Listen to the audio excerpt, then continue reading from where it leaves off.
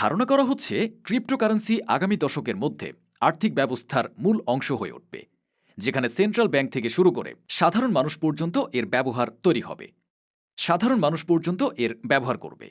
বিশ্বের বিভিন্ন দেশে ক্রিপ্টোকারেন্সি গ্রহণের হার বাড়বে এবং এটি একটি বৈশ্বিক অর্থনৈতিক প্ল্যাটফর্ম হিসেবে প্রতিষ্ঠিত হবে, যা দেশের সীমান্ত অতিক্রম করতে পারে। এবার আপনার মনে প্রশ্ন জাগতে পারে, আমাদের কেন ক্রিপ্টো সম্পর্কে জানা উচিত? তাহলে আসুন জেনে নেওয়া যাক ক্রিপ্টো কি, আমাদের কেন ক্রিপ্টো সম্পর্কে জানা জরুরি, এই অসাধারণ সিস্টেমের সৃষ্টিকর্তাই বা কে। ২০০৮ সালে সাতোশি নামের এক মহান ব্যক্তি একটি হোয়াইট পেপার প্রকাশ করেন, যা শিরোনাম ছিল a peer to peer electronic cash system. এই পেপারে সাতোশি এমন একটি ডিজিটাল মুদ্রার ধারণা দেন যা ক্রিপ্টোগ্রাফির মাধ্যমে নিরাপদ, বিকেন্দ্রীকৃত এবং স্বতন্ত্রভাবে লেনদেন করতে সক্ষম। ২০০৯ সালে বিটকয়েন প্রথমবারের মতো ব্লকচেন প্রযুক্তি ব্যবহার করে লেনদেনের জন্য চালু হয়। এটি ছিল প্রথম পূর্ণাঙ্গ ক্রিপ্টোকারেন্সি।